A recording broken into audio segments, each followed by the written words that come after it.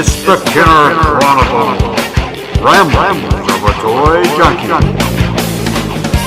It's that time again. It's that time to talk Kenner. That's right, everybody's favorite time of the week or favorite time of the month, Kenner Talk. Welcome back to the Kenner Chronicles, Ramblings of a Toy Junkie. How's everybody doing out there? We've got some stuff to talk about today. We're going to talk about Star Wars, of course. We're going to talk about Kenner News. We're going to talk about all that stuff, but let's get right to it. First off, the plan this week was to give you tweets from Hasbro's convention, HasCon. They were going to come out with some Kenner stuff here and there. I think they were going to have stuff from their warehouse, from their vault, old Kenner products and stuff. And I was going to showcase all that during the week. I actually sent a guy as a staffer to the convention to be there today. But I haven't received any pictures or anything from him. It's 11 o'clock at night now, Saturday, and I've never received anything. He said he was going to send me photos on Monday of everything he took, or Sunday night, and I said, well, that really defeats the purpose. The whole point of having someone at the convention for that weekend was so I could do live tweets from the convention floor. You know, I would hope he would snap a photo or something, text it over to me, and I could throw it up on the website, on the Twitter accounts. That was my whole plan. So, I apologize for anybody who was hoping for some good pictures from HasCon. Now, I wanted to go, and I couldn't really afford the hotel and everything. I had DragonCon last week, and I just couldn't work it into my money-wise, and I couldn't go. So, I thought I would at least have somebody there that would be able to shoot me a bunch of photos and information. I retweeted some stuff that other people's taken, and I found some other pictures online. But my whole plan was this week was to do a good show about Hasbro's convention. What they're doing with the Kenner line coming up, and we're going to talk about that in the news section. And we were going to talk if they had any, rumor was that they were going to show some stuff from maybe the 40 years of Star Wars and Hasbro with some Kenner stuff, some of the stuff from the old Kenner vault. Not sure what they had out there, but that was my whole plan on the Kenner site and on the Star Wars Junk Twitter to kind of give you live tweets of what was going on at HasCon, which between me and you, there's a stupid name for a convention. Hasbro Convention sounds better than HasCon. I don't know why they came up with that, but that's it right there. That's all I'm gonna say about HasCon. Sorry, I didn't have more stuff for you. We might have some pictures at the end of the week, but by then everybody's already kind of seen everything I would have had. So it's really not gonna do any good. So it was a bust. Maybe next year, right? So let's talk Kenner. Well, before we talk Kenner, I'm going to talk about something I don't know nothing about. Because I'm only about 3 to 4 episodes in. Just started watching it today. Usually I record this podcast a little earlier in the day, not 11 o'clock at night, but I kind of got caught watching this. And anybody that grew up in the 80s might like this show also, so I wanted to bring it up. And it's not brand new now. I'm just getting around to watching it. And that's Netflix's Glow. That's about the female wrestling. I don't know if anyone remembers. Yeah, okay, again, Southern guy here. I'm going to say wrestling. Okay, that better? But, you that grew up in the 80s know how big wrestling was. I mean, I wasn't a fan of wrestling. I never really watched it. And every once in a while, me and my buddy Nick would watch the cartoon because he was really into it. But, I mean, even somebody who wasn't into wrestling didn't ever watch it. I mean, I knew Hulk Hogan, Andre the Giant, the Honky Tonk Man, Randy Savage. I mean, I can go on and on about all these names because they were huge at that time, even for people that didn't watch it. And even if you didn't watch it, you kind of watched it. I mean, you kind of had to keep up with, what was that they did every year? There's like the Super Bowl of wrestling. What was that? Maniac. Oh, God, it's going to bother me now. God, you know what I'm talking about. You wrestling guys out there are screaming at the podcast right now. I forget what it's called. What was that? I remember Andre the Giant, Hulk Hogan fought, and it was really big and huge. Man, I'm drawing a blank on it anyway. You know what I'm talking about. So even if you didn't watch it, you knew about that main event every year that you had to watch it, and it was awesome. But this show, I think, is loosely based on that. Back in the late 80s, they came out with an all-females wrestling show called Glow. Gorgeous Ladies of Wrestling, is that what it was called? I never watched it, but I remember it was kind of cheesy back then. We all kind of laughed at it. People that did watch it, kind of watched it to laugh at it. But I don't think the show on Netflix is actually, I think they're just using the name. I think it's loosely based on that concept. I don't think it's like a documentary about the making of it or anything. I don't think any of the characters on the show in the 80s are represented on this Netflix show. But his stars, Marc Maron is the only person I know on the podcast. All the other people I've kind of maybe seen on things here and there or look familiar. Marc Maron is about the only one that I know the name of, and he is great in it. Only criticism, it's not really a criticism, I'll say, is I was kind of got me interested watching. Heard a lot of people talking about, oh, Marc Maron's great on this show. And I heard, I think I was listening to Marc Maron's podcast. I saw him on something else where he talked about how he took this role because it was so different for him. You know, I love the Maron TV show. If you've never seen it, it's a good show on IFC. And he started talking about how different it is, and that's why he took this role. He wanted to do something different. And I watch it, and I think, okay, he's great on it. I love Marc Maron, but it's Marc Maron. It seems just like the same character he plays on Maron almost. And now I'm only 3 or 4 episodes in, so maybe it will change over time. But so far, I'm really enjoying this show. And I think if you grew up in the 80s and you know about Glow or wrestling, or like I said, if you just want to see something that takes place in the 80s, they seem to be very good at getting the 80s look and not going overboard with it. You know, a lot of things when you go back and like do a TV show of the 70s or the 80s, they go really extreme with it, you know, make it real wacky. Like if they do the 70s, they all dress real wacky and crazy, which, okay, some people did, but they just go overboard with it and hit you in the, like every scene's going to hit you in the head. Hey, look, we're in the 70s, wasn't that funny? But so far I haven't seen that with this show. I mean, they look 80s and they live in the 80s, but I haven't seen anything. They haven't used that time period as a joke or a gimmick or anything, and I like that. But again, it's called Glow, and it's about the female wrestling TV show. I guess they're producing the TV show. Like I said, I've only 3 or 4 episodes in. So far, they've just been casting it and getting it ready to film and trying to work out what the show's going to be about. But it's very interesting so far. And like I said, anybody that's into the 80s stuff like we are here, you know, with toys and everything, check it out. It's on Netflix. And again, it's called Glow. Stay on target. So what we're going to talk about today? Well, that's the topic. At first, I said, well, I'm not going to do Star Wars. I start every podcast with Star Wars, you know, because I know we call this the Kenner podcast, but it's turned in mostly about the Star Wars vintage line, because that's the most popular and that's the one everybody seems to want. And I'll be honest with you, it's the line I know. It's hard for me to come on and talk, 30 minutes about the Mask toy line or, I don't know, superpowers, because I don't know superpowers. I mean, I know it as a fan of Kenner, but I don't know it as a collector like I do Star Wars. Star Wars, I collect, and I know about Star Wars and everything, so it's easier for me to come on and talk 30 minutes about it. And that's like, I don't know anything about the Shadow, and we did a special episode all about the Shadow figures, and I got somebody to come on. So again, I'm still looking for people to come on. If you're out there and you know superpowers, you know Ghostbusters, or you know Mask, or you got a line that you know a lot of and want to come talk about it, let me know, because I'd love to get with you on it and talk back and forth. Now, what are we going to talk about today? Well, I went over some things, because at first I was going to not do Star Wars. And my whole plan was to spend the first, the main topic of the podcast is the first 30 minutes. Well, I was going to talk Indiana Jones, the Raiders of the Lost Ark line. And I just, I've kind of went back through some old news I had and researched it. And I was like, I can't come up with enough to talk about, Star Wars and some of the lines, there's so much out there about that line, it's easy to talk about.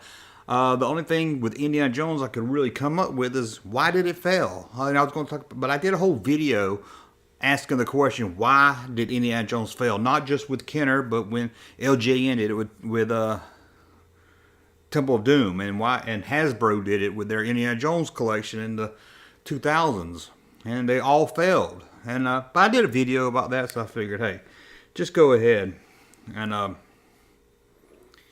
watch that video. I mean, I don't want to sit here and just re-talk about the same thing. So, what are we going to talk about?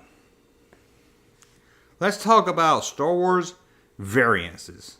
Now, this is Star Wars figures, and we're going to get into any kind of technical thing of. So, let's talk Star Wars variances. We're going to talk about how some action figures are different than other action figures. Now, I'm not going to get into very detail. There's some where you get into very, very detail about the foothold size on a foot and everything. These are probably the most common one.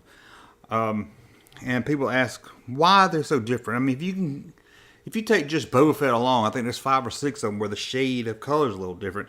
When you get into different companies manufacturing them, like some was made in Hong Kong, some was made in Taiwan and China and all this stuff, the paint gets a little different. So I'm going to try to stay away from the paint and just talk about things that are really different by the eye. Like you can just notice it and tell the difference. And of course, probably the big ones that we all know about, I'll go ahead and get these out of the way, is Jawa, plastic cape, vinyl cape. As y'all know, vinyl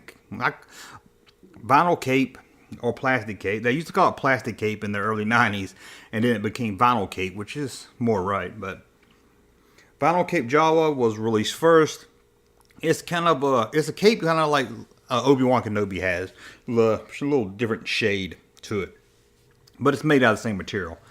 And it was released in the early bird set, and some of them got on card. Quickly, it was changed to the cloth cape because it just looked better. And in fact, over reading a lot of information about it, it comes to find out that originally it wasn't going to have a cape at all. And that's why if you take the cape off Jaw and everything, you can see he's kind of wearing a cape. So he's got a cape on a cape. But I think they added the cape to add a little more value to the figure, because it cost just as much as every other figure. And it was a lot smaller, so I think they added the cape to just offset that cost. So they can still charge $4 or $5 whatever they cost back then. But you can tell by looking at that figure, it wasn't designed to have a cape. But they started with the vinyl cape, and then for some reason they changed to the cloth cape.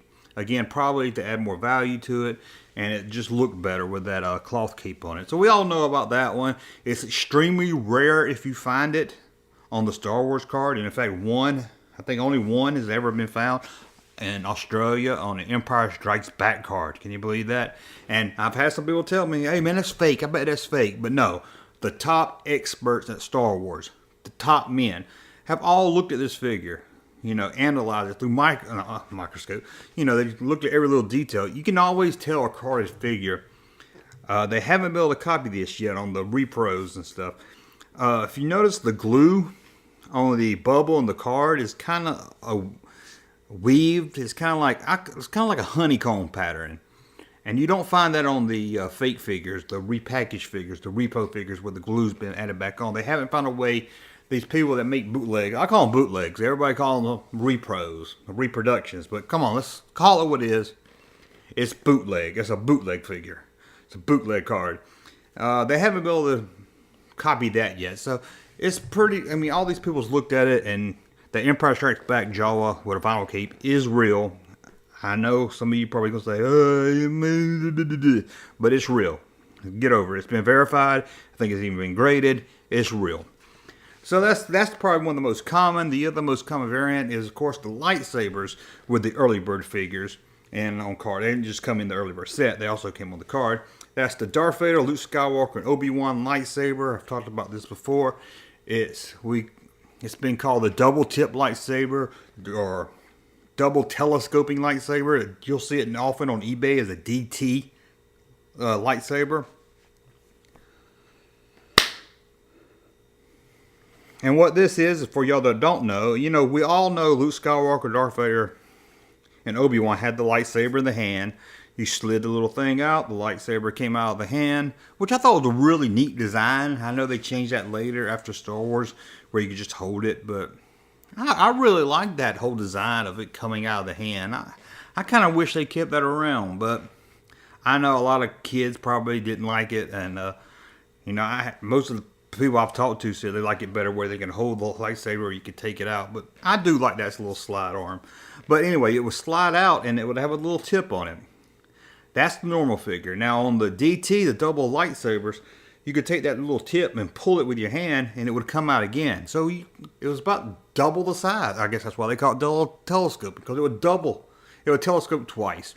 Luke Skywalker is the most common, but it's still very hard to find. To find a Darth Vader or a Boba Fett, to find Darth Vader or Obi-Wan on a card, that's almost impossible. But so if you have one on card, that's amazing. Even Luke's, they're hard to find. And like I said, Luke's the most common. Sadly, I had a Luke Skywalker double tip lightsaber. And how did I get it? I traded. What did I trade for it?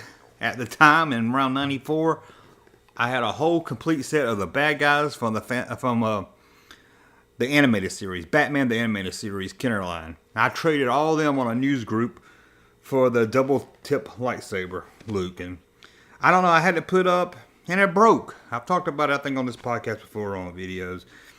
It just, my kids said they didn't touch it, and my ex-wife, or my wife at the time, said she didn't touch it, but somehow it just cracked in half.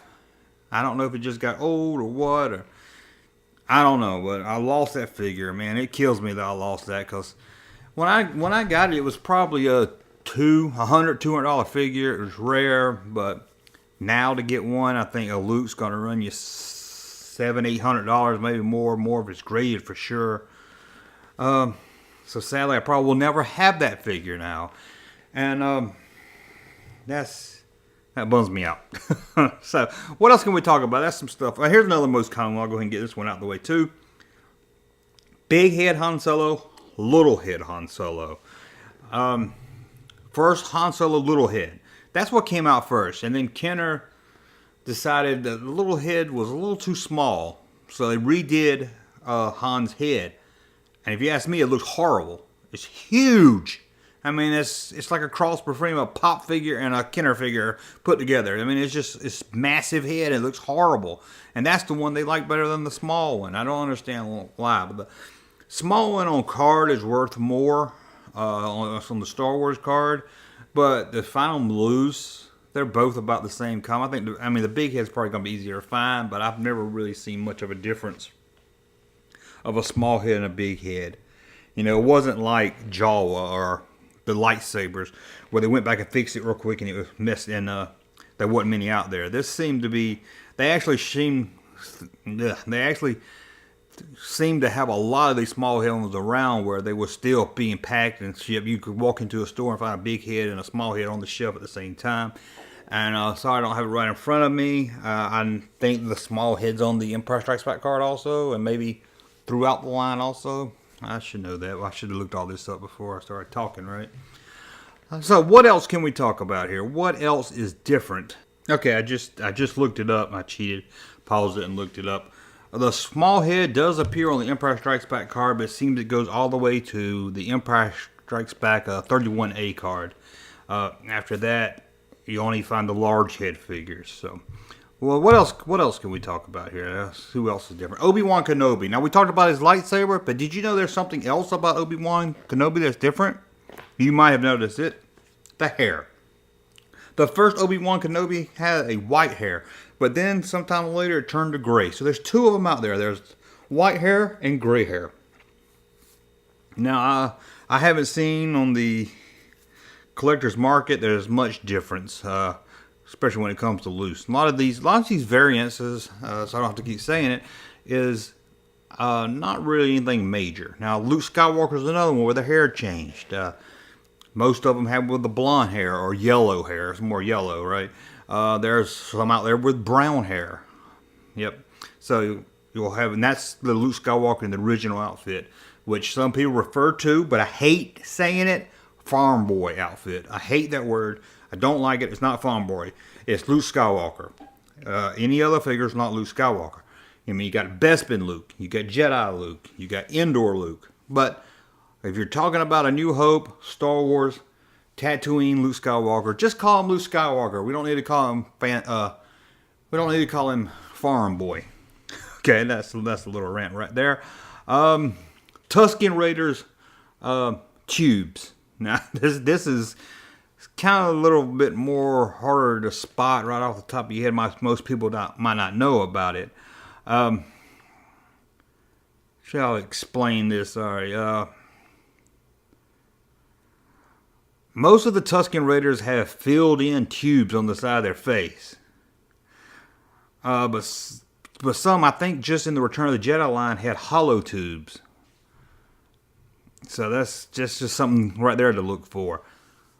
The color of the gloves and belt on Sam People figure have varied from light brown to dark brown. That's another thing that's come up. And again, I talked about Boba Fett already, how many different colors he has. The Tri-Logo Boba Fett has a much paler blue, kind of a bluish gray color. And I don't think that one, the Tri-Logo, correct me if I'm wrong, has a COO, country or origin mark. Don't believe it does, if I remember correctly. And sometimes the faces have a little slightly different color. Some of the ones you want to look for is Death Squad Commander, which you may also know as Star Destroyer Commander.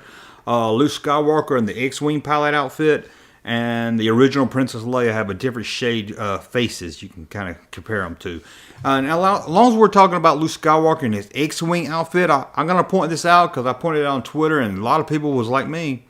You know, at the top of the Luke Skywalker figure, between the forehead and the helmet, you see this little bit of brown. And for years growing up, I thought that was his hair showing through. But no, that's his goggles.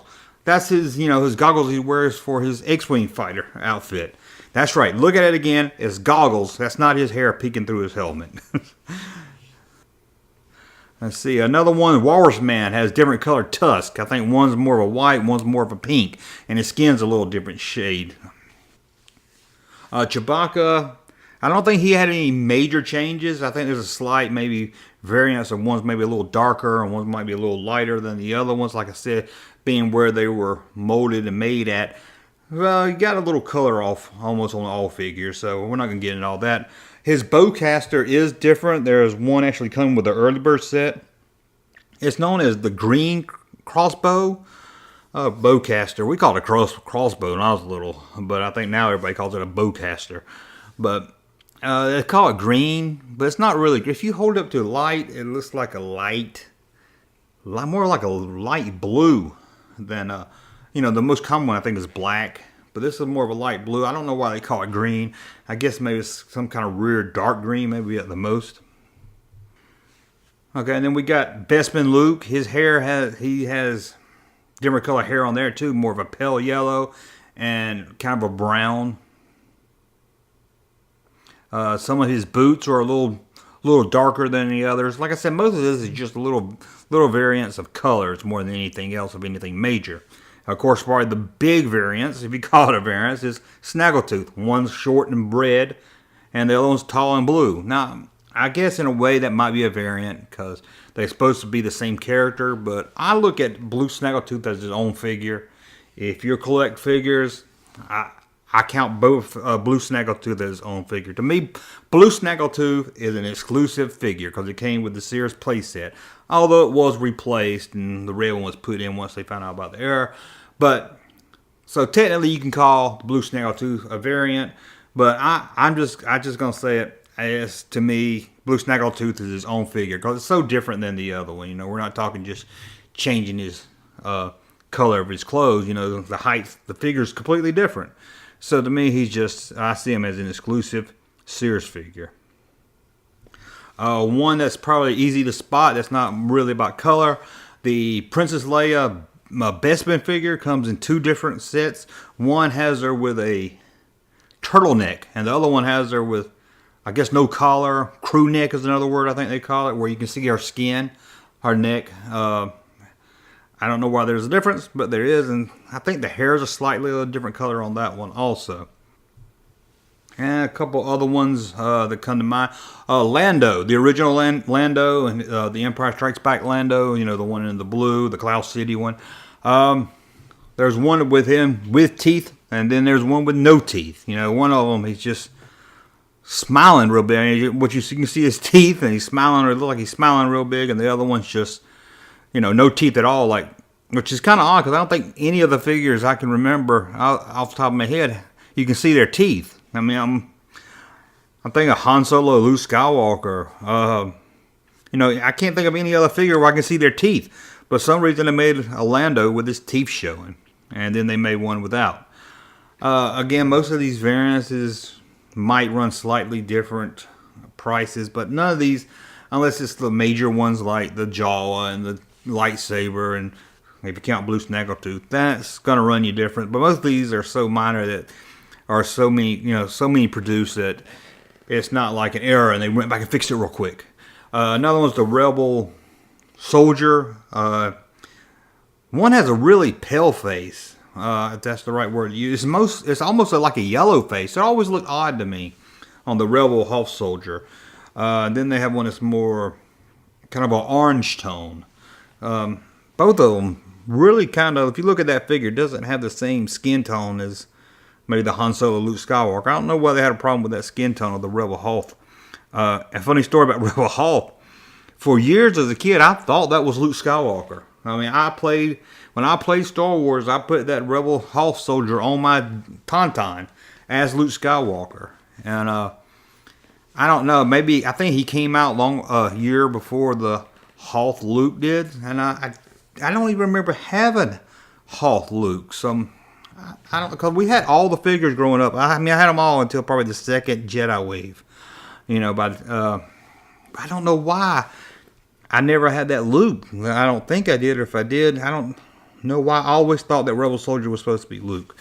Another one has a variance is Yoda. This is probably a real common one. One comes with a brown snake. Another one comes with an orange. One comes with a brown snake, and the other one comes with an orange snake. Imperial Commander. Han Solo has small head, big head. Imperial Commander has fat head and skinny head. Yeah, they got two different molds for the head. One's kind of more of a round, chubby face, and the other is more of a thin, narrow face. Another one that's easy to spot when you see it is the Ugnut. That the apron on the front was that a smock. You can find it in blue or purple. I think the blue's the most common. Purple, I don't remember seeing that. I think purple's probably the rarest of them.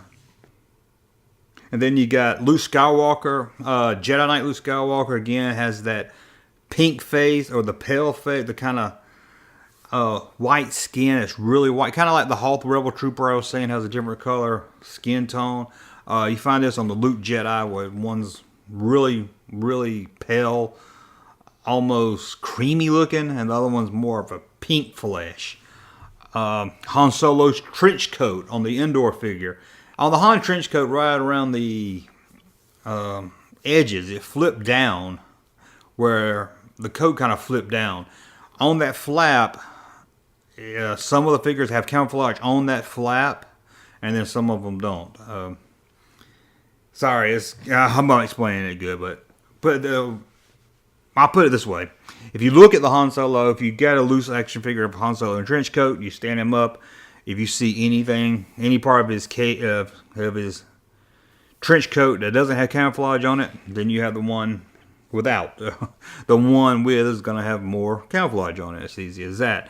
Lando Skiffguard has another skin tone where one's darker than the other. It's easy to spot, but I don't think anything special about it. Then let's see, we got the Max Rebo band. Sice Noodles in the Max Rebo band. Some of those have came with gray microphones or black microphones. A couple other things we've got is the guns. Main pistol that's we got the most common is the Han Solo type pistol, and then what I call the Bounty Hunter pistol that Greedo came with. Hammerhead, and a lot of the aliens from that first series. A lot of those are blue or black, and I've seen them packed with both figures. So if you've got like a Hammerhead and his gun's black, but a book shows you blue, I think it came with both from everything I've seen. And here's another, I don't know if you count this as a variant or not, but I thought I'd bring it up. Yak Face, everyone's favorite Camel action figure. Looks like Joe Camel, doesn't he? Anybody remembers Joe Camel? He came with an action figure, but on the Trial logo card, he didn't come with the coin or a staff. That was his weapon. Power of the Force card, he did come with the staff. So some people say, well, he's not complete if he doesn't have the staff. So I guess that's a personal opinion. If you collect figures, you want him with the staff or not. But the staff isn't hard to find. I mean, this is just a skiff staff. It's not like any kind of special weapon or staff that was made just for Yak Face. So if you have Yak Face in your collection, just get a stiff guard, put the staff with him that he came with, and there you got a complete Yak Face. And if you really into variances, because we only touched on a little bit of them here, if you really into variances or you want to start collecting all the variances, I mean, we talked about the different shades of hair on Luke Skywalker, but actually there's a lot more than we talked about, different hair shades out there. If you're really into that, check out StarWarsFigureVariances.com. There's a guy that's got a whole list of them. He's got a PDF you can download, a whole book about all the variances. I mean, almost every figure has tons of variances. So if this is something you're into and starting to want to collect, check out StarWarsFigureVariances.com. Next, another interesting story that's in the news. Okay, guys, we got a little bit of Kenner news, finally. I guess it's Kenner news. And this comes out from HasCon. Well, it's nothing new. We knew it was coming. Hasbro's bringing back the vintage collection. Now, if you don't know what that is that they take newer figures and put them on a card that looks like the Kenner cards. In fact, they actually say Kenner on the card. That's why I fit this into the Kenner news. It's the vintage collection. The figures, I've talked about this and people say, oh, that figure doesn't look like anything special. But this line isn't about the figures. If you want the figures, you got all the other lines for that.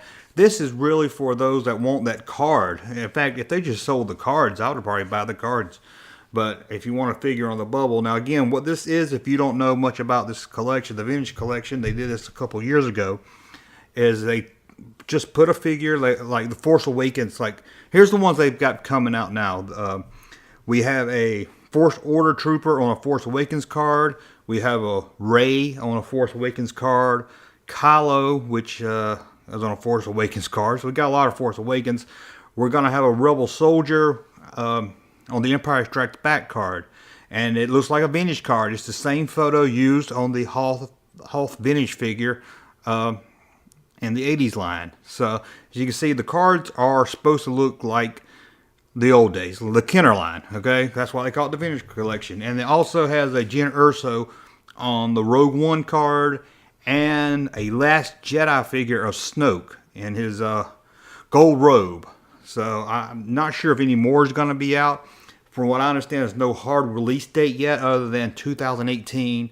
So I was hoping that these would be out by Christmas time. But from everything I'm hearing, it looks like we're not going to see them until 2018. They look really, I like these really a lot. Now, like I said, the figures ain't nothing, there's nothing really different about these figures. Nothing amazing.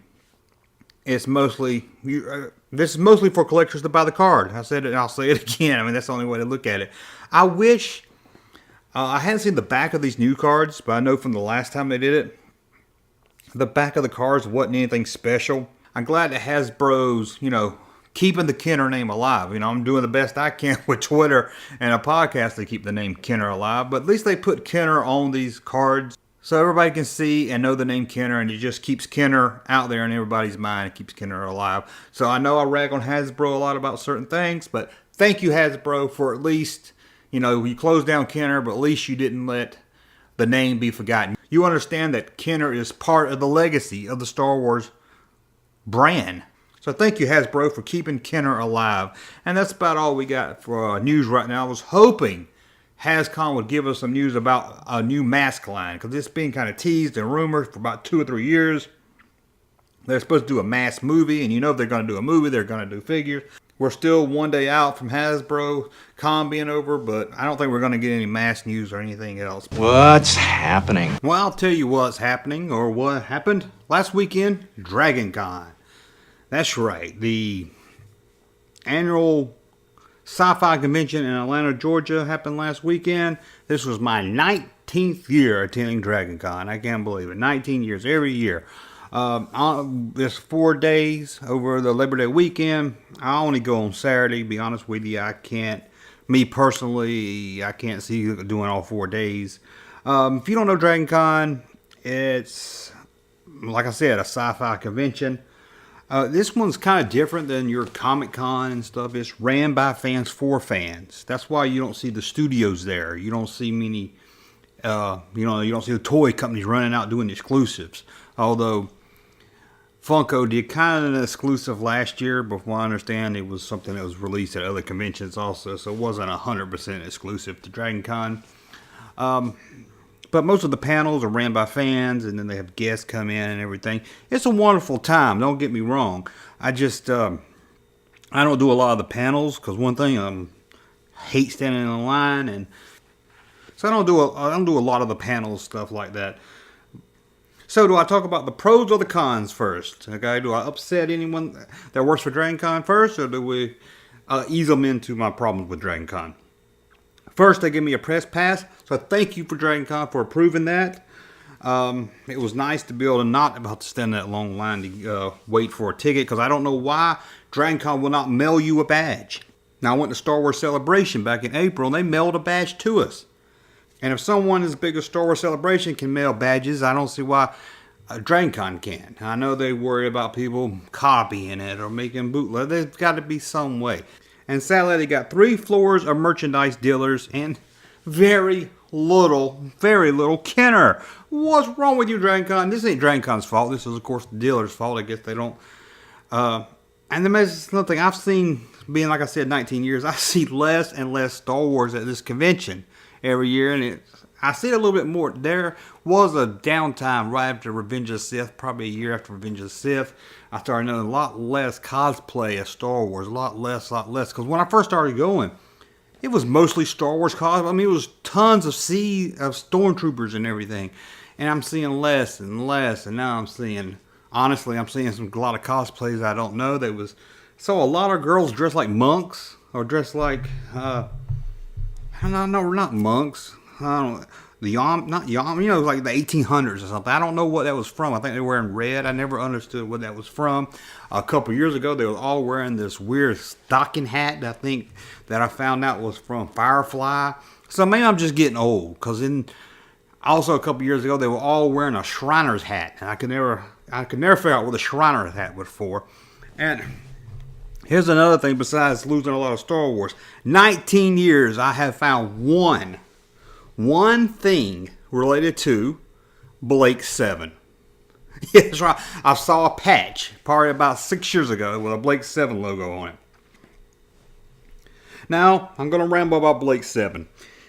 A lot of you probably are from America. Well, I'm from America, dude. I'm like, look at me. I'm talking to you like I'm from some foreign country or something. But a lot of people don't know Blake 7, and it really upsets me. They all know Doctor Who. You can't go anywhere. Doctor Who. You go to a bookstore. Doctor Who's everywhere. God, Books A Million loves Doctor Who. Everybody loves Doctor Who. Now, I'll be honest, I never watched Doctor Who. I never really got into Doctor Who. I never even gave it a chance. That's my fault. Maybe it's good, maybe it's great. I'm not talking bad about Doctor Who. But I'm talking about Blake 7, another British show. It ran from, I don't remember how the years in front of me, it ran from like 78, 79 to about 85, somewhere about 5, 6 seasons. It's an amazing show. And what Blake 7 did is, unlike Star Trek, it was kind of like a soap opera. Each episode was continued. They would have, sometime every once in a while, they have the basic, it's like every episode had their own story, and then they would kind of lead into the next one, which you see all the time on shows now. It's very common for a season to be strung together like that. But back then in the 80s, this was about the only show that did it, except for soap operas that your mom watched. It was amazing. And let me see. I was going to talk Dragon Con. Now I'm going to ramble about Blake 7 because I want to get it out there if nobody's ever seen it.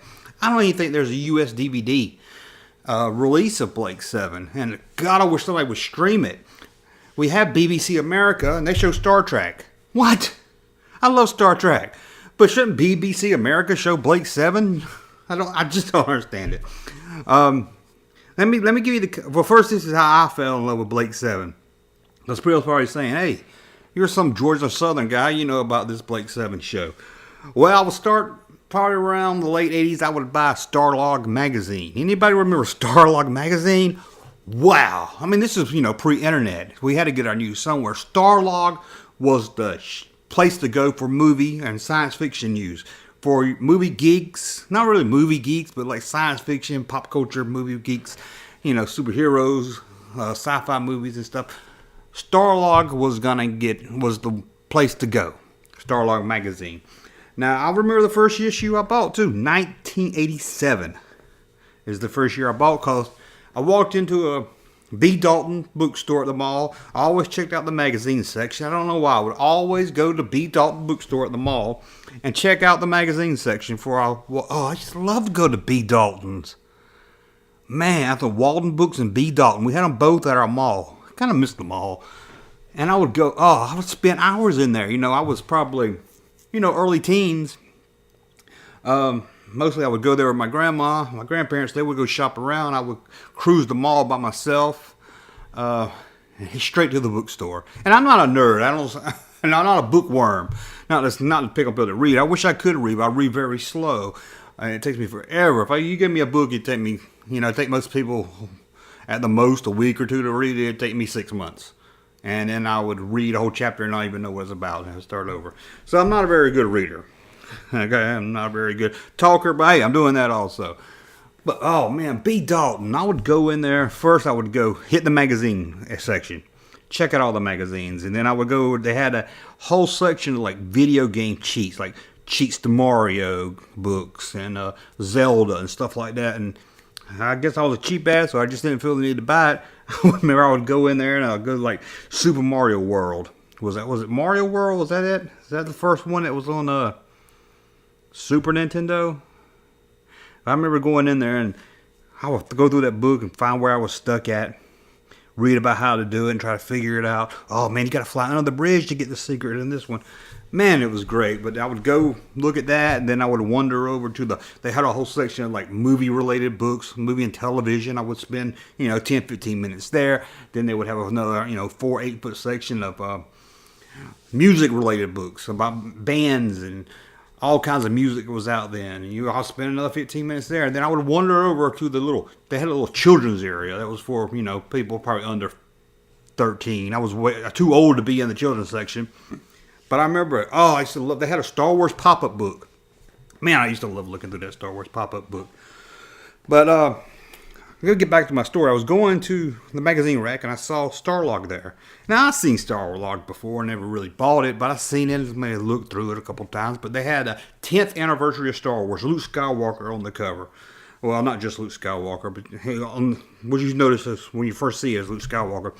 And if you can, get on eBay or wherever you can, buy the 10th anniversary of the 10th anniversary of Star Wars in the Starlog magazine. This is an amazing, they go through all concept stuff, and they talk all about, the original scripts, and they've got all kinds of information from they go into a whole thing about the Marvel comic books. It just goes into everything. They also have a good little interview piece about Inner Space. Remember Inner Space with Martin Short and, Dennis Quaid, Inner Space? I watched it with my son today. I hadn't seen that in a long time. But get this magazine. If you're a Star Wars fan, put this on your list of things to have. You have to have that Starlog magazine.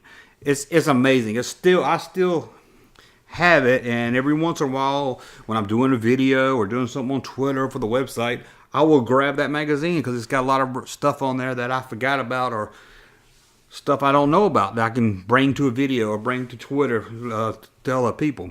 So check it out. It's the 10th anniversary of Star Wars and Starlog. But anyway, I'm getting ahead of myself. What was I even talking about? Oh, Blake 7. So, I bought that Star Wars when I really liked it, and I started buying all the other Starlog magazines. The little thing, they used to have this little section where they would show a calendar of movies coming out. And it would be, it was like, Last Action Hero coming out, and have the date for it, and it'd be like Predator 3, and always some movie that never came out. But you just seeing those names, you're like, oh man, and then they would talk about who's going to be cast and everything. Just a movie news website, just a movie magazine, But I bought this one issue. And I can see it in my head. I think he's a guy from Doctor Who. I'm not sure, but he's wearing a red beret. Seems like he might have a hatchet in his hand. But anyway, I can't remember who that was. But in that magazine, they had an episode guide to Blake 7. Actually, I think it was a part 1 or part 2 thing. And I went through that episode guide. I never knew what Blake 7 was. Here I am down here in Georgia. I didn't know nothing about it. I didn't even know what the BBC was at this time, probably. But I read through the episode guide. And it wasn't very detailed, but they will give a synopsis of each episode. And to me, it was almost like I was watching the show or reading about the show. I got myself caught up in this show by just reading an episode guide. And I went through it and started reading it. And then I found out on my local PBS station at 11 o'clock on Sunday nights, they would show Blake 7. I couldn't believe it. So I checked my TV guide and I started looking through it, started reading. I found out what episode it was on, went to that episode guide I had for Starlog. They were in, the late seasons. I said, well, I'm not going to watch it. I'm going to hope that the season ends and it repeats itself and I can start from the beginning. So I waited and it came around. Then there it was on PBS, episode 1, season 1. And I watched it, and actually me and my brother watched it together. And we would laugh at how cheesy the special effects look. Look at these little ships. I mean, these models, they look horrible. I mean, I'm not going to lie to you, the special effects is horrible. And I watched the first one, we laughed at it. And then we watched the second one, and we laughed a little bit more. And then we watched the third one, and we wasn't laughing much anymore. And by the fourth one, we were intrigued to the storyline. Let me set up this storyline if you don't know Blake. Well, now, let me tell you about the characters, because this is what I like about it. Okay, Blake is the main character. He's a rebel. Okay, he's fighting the Federation. I know everybody who watches Star Trek thinks, oh, the Federation is great, but not Blake. The Federation captured Blake on the first episode, and they wanted to discredit him. They didn't want him to become a martyr, so I think they gave him false memory too, also, or something. They did something. I haven't watched the show in so long, but they dishonored him by making him look like a child molester. I mean, come on, that's some deep shit for an early '80s, science fiction show. So you have Blake 7. He escapes, and he escapes with the help of this rogue team, Jenna. She was like the weapons expert. She knew all about what kind of guns and weapons and shit, how to fire ships and fly and everything. She was the weapons person. And then you had Villa. He was kind of like an alcoholic locksmith. He could break into any lock. And I think he could break into any kind of lock. And then you had the coolest badass character of them all, Avon. I know, it's spelled like Avon, but Avon. I was thinking the makeup company, Avon. But Avon, man, he didn't want to be a part of he was just tagging along with them because Blake was going to take him out of the prisoner camp. So that's the only reason he hung out with them. He didn't care about the fight of the Federation and all that. He didn't care about, he just cared about himself. And if I remember right, his special skill was computers. Yeah, and then you had Gan, I think his name was Gan. He was like a gentle giant guy. And he was like big, mean. The thing about him, the Federation put this thing in him where he couldn't be violent. If he did something violent, I can't remember whether like shock him or just didn't let him be violent. So here's this big old guy that could act as like the bodyguard for all these rogue people they escaped, these 7 crew members. And he couldn't do anything to help them. He couldn't really do nothing. So that's fascinating there. And then one of the ones that wasn't wanted by the Federation was Callie, and she was like the doctor of the ship. She was a telepath. Yeah, this was before the Next Generation had Troy. They had a telepath. So, and then to round out the 7 was Orak, I think counts as the 7th. Orak. Yeah, Orak. If you're asking who Orak is, it's just a computer. It's like a clear box with flashing lights in it. It was a computer that knew. So you have Blake, Villa, Avon, Jenna, Callie, Gan, and then there's 7 Orak. I want to keep calling Orko because of He-Man.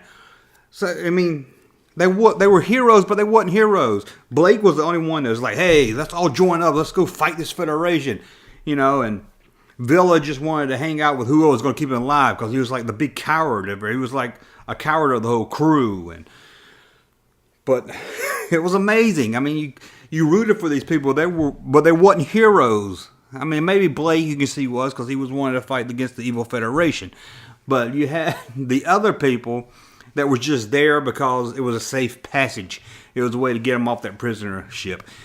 Oh, and it was, I mean, it really caught you. I'm not going to lie to you. The special effects and everything was really cheesy. But once you get into that first season, you start watching it. And it gets better and better and better. And now here's some spoilers. I'm going to give you some spoilers for the people out there that know what I'm talking about. I think it was either season 1 or season 2 ended. Okay, I'm going to give you some spoilers for anybody that's seen it. It's the end of season 1 and season 2. They get their ship taken, and, you know, they're all scattered through the universe. I think they're taking some escape pods, and some get lost on this planet and that planet. And Blake's not seen again, and Jenna are not seen again. Avon kind of becomes the role model of the episode. He becomes the lead star of the show. Garrett Thomas, I think, is the guy that played Blake. He wanted out by the second season or something. He wanted to move on to something else, so they wrote him off. And he didn't return. I think he did kind of return where they had a clone of him or something. It was stupid, but man, that last episode is amazing. What they did, the all-knowing computer ORAC tracks Blake down and finds out that he's on this planet with no laws on it, and they track him there, and they go see him, and Avon finally sees him and thinks that Blake's just there to set him up. He thinks Blake set a trap for him. So ends up Avon, okay, big spoiler, Avon kills Blake right there at the end of the episode. You're like, what the hell? I mean, these two were, you know, they wasn't best friends, but, you know, they wasn't like Picard and Riker. They kind of hated each other, but as they went on, you know, they kind of respected each other and liked each other more than they let on. But man, and then they find out he killed Blake for no reason, because Blake didn't set him up, but it was just a misunderstanding. So he kills Blake, and then about that time, all these Federation people run in, and you got the whole crew there, and they're all starting to fight against the Federation. One by one, you see them get shot. Boom, boom, boom, boom, boom. And then Avon, who's been the main star since like season 2, you know, he's standing there in a circle. The Federation's all standing around him. He's got his gun down, and they got their guns aimed at him. So, you know, he's either got to drop the gun, or he's going to have to try to shoot his way out, but he can't, because there's probably like 20, you know, soldiers all around him. He just lifts up that gun, and I mean, you have to know Avon to get this part, because he was so cool, man. He would just raise that gun up and gave a little smile, and then it faded to black, and you heard a gunshot, followed by a bunch of other gunshots. So you're left thinking, well, I guess he's fired a shot and got taken out. And it went off. I know a lot of people are like, man, you can't end it like that. You can't leave us hanging.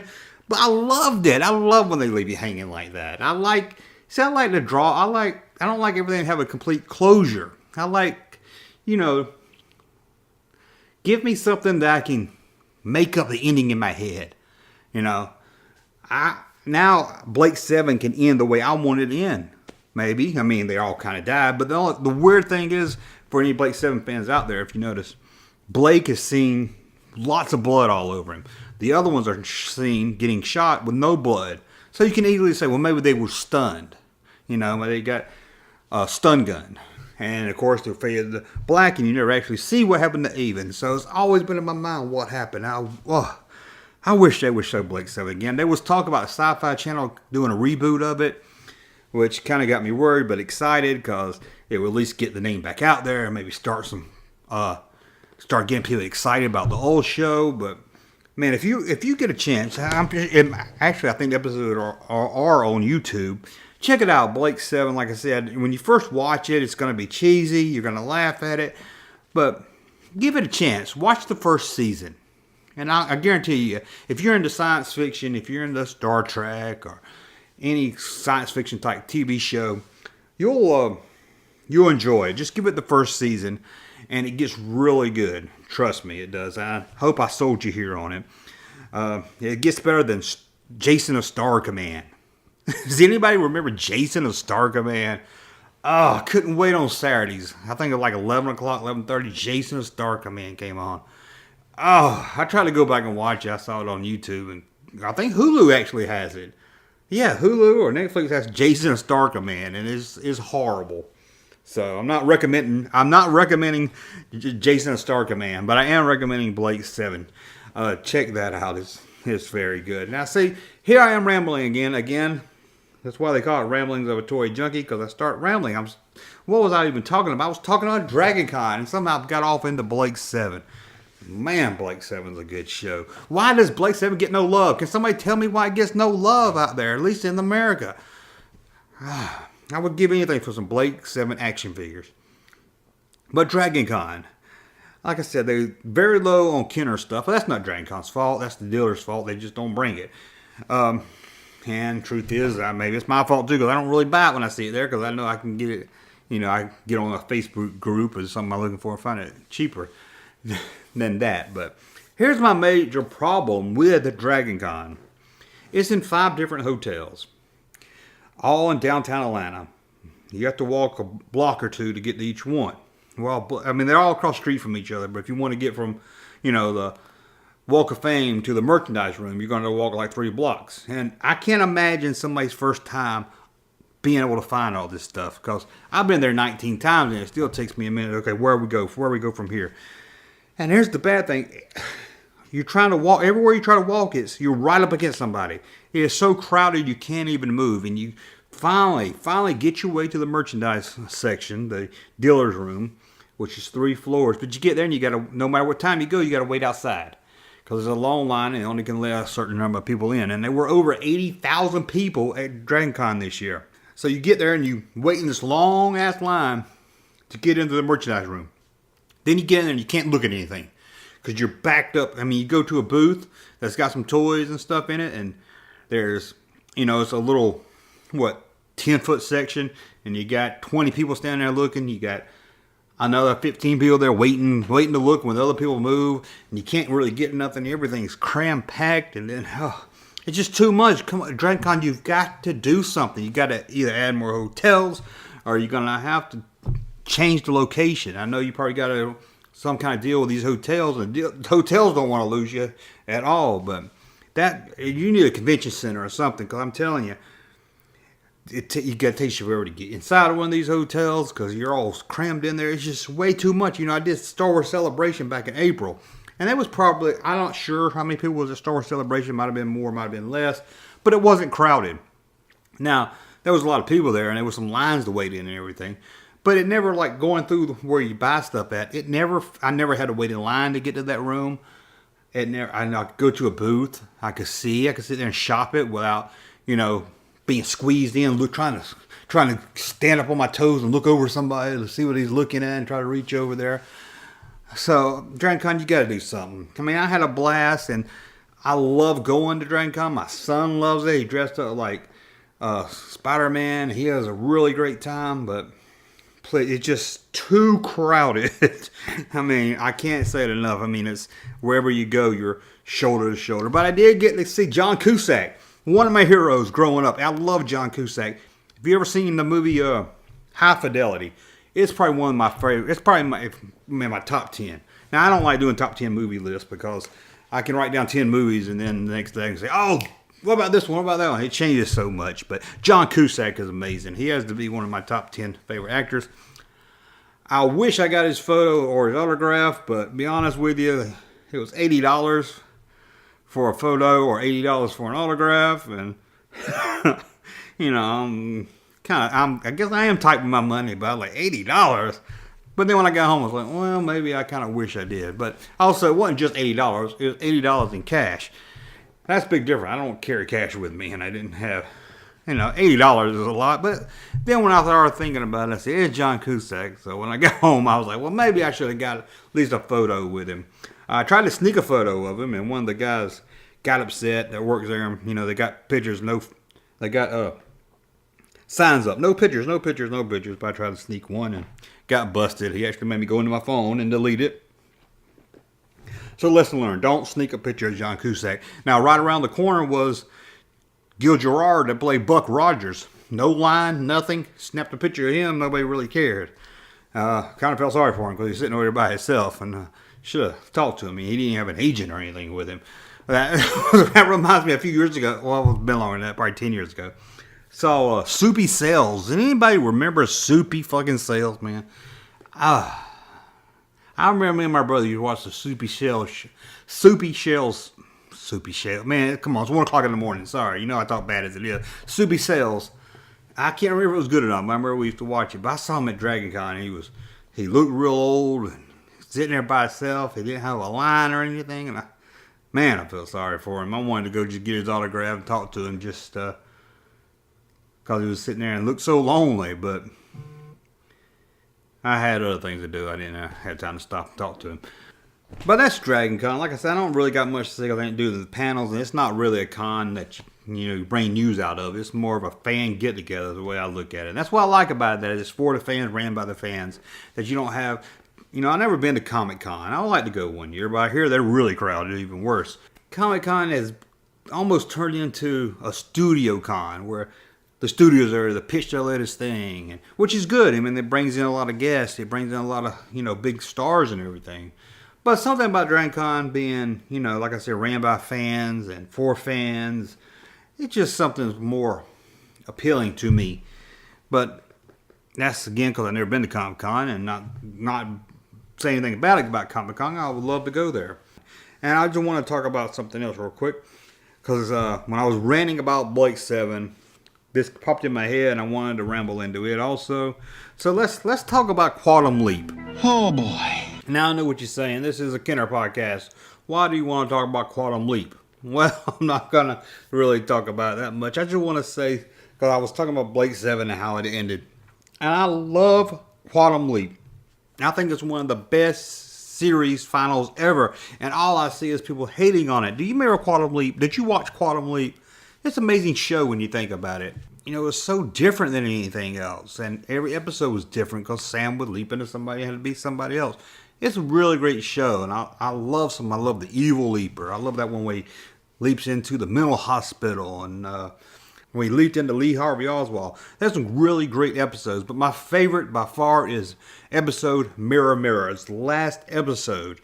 Now I know some people's upset because they advertise it as finally all your Quantum Leap questions will be answered on this episode, and you really are left with a lot more questions than you are answers. And I love the guy that plays the bartender, that plays the other owl, that plays Father Time or God or whatever. But I just love the whole thing. And I'm just curious if you watch Quantum Leap, what you thought of the ending. Because I love it. I mean, I go back and watch that one every now and then. It's just one of my personal, out of the whole series, it's not just the ending that I like. It's one of my favorite episodes. Now I know there's some spoilers if you haven't ever seen Quantum Leap. I know everybody wanted to see Sam return home, and it's kind of is shitty that at the end it says Sam never returned home, and I guess they wanted to leave it open in case they ever wanted to bring it back. I guess they could have brought it back with him coming home. They still could have. And from what things I've read about it is they wasn't sure until right there in the last minute that it was going to be for sure the final episode. So I think they kind of just quickly ended it. But him going back to, there was an episode a few seasons before that where he could have helped Al out, so he never got a divorce. They kind of go back to that in here, and he fixes that with Al, kind of helps Al out. But it's just, the whole episode's amazing. And when I was talking about Blake 7, I thought about Quantum Leap, and I just wanted to bring it up to see what other people thought. Kenner's new Oscar Goldman with exploding briefcase. Okay, this is part of the show where usually I end it where I talk about another action figure line besides Star Wars. That's Kenner. But we're over an hour into the show already, so I'm not going to sit here and go into depth like I usually do. I just want to talk about Richard Anderson real quick. Sadly, he passed away on August 31st. Now, if you don't know who Richard Anderson is, he was on the television show $6 Million Man. He was also on the Bionic Woman television show, the spinoff to $6 Million Man. But on $6 Million Man, he played Oscar Goldman. Now, I grew up a little late on $6 Million Man. I remember vaguely. I know my brother, he's about 5 years older than me. He loved the $6 Million Man. But for some reason, the $6 Million Man didn't really run in reruns. I didn't really see it. I think they had some legal issues about syndication later on. But it's not one of those shows like Gilligan's Island, Gilligan Island was before my time, but it was on TBS. It was on TV all the time. Andy Griffin's always on TV. So I never did get to watch a lot of it. Now I saw some of the reunion movies they did, but anyway, Richard Anderson played Oscar Goldman. Essentially, he was $6 Million Man's boss. They made a Kenner action figure of him. So I felt like we kind of lost a member of the Kenner family. Oscar Goldman, I mean, just the name alone, he was part of my childhood. Like I said, even if I don't remember watching it, I know my brother had the Oscar Goldman action figure. He had another Kenner figure that was Maskatron that came with a mask. It was like a robot figure, and it came with a mask so he could be the evil Oscar Goldman. There was even an Oscar Goldman Kenner playset. Sorry that he passed away. I mean, he's part of my childhood. And it just seems the older I get, these people I grew up with are passing away. Seems like, a couple years ago, maybe 10 years ago, everybody that passed away was, oh, my father liked that guy. So I've heard that name. But now it seems like every time there's a celebrity death, it's like, oh man, I grew up on that guy. I love that person. I grew up. I'm in the South. I grew up with a lot of country music. So Don Williams passed away this week, and I heard a lot of Don Williams music growing up, Tulsa time and stuff. And Don Williams was like in my house regularly. Well, not him, his music was. So when these celebrities die, I know it's kind of odd that we don't really know these people. But when they pass away, it's almost like a part of you passes away. Because, Richard Anderson, I only knew him as Oscar Goldman, I'll be honest with you. But it just seems like, oh man, that's part of my childhood gone. When singers like Don Williams, I might not have been the biggest fan of, but just growing up hearing his music from my family and everything, or on the radio, you feel like, oh, there's somebody else I grew up. There's connection to my childhood that's gone forever. So I just wanted to bring up, again, Richard Anderson.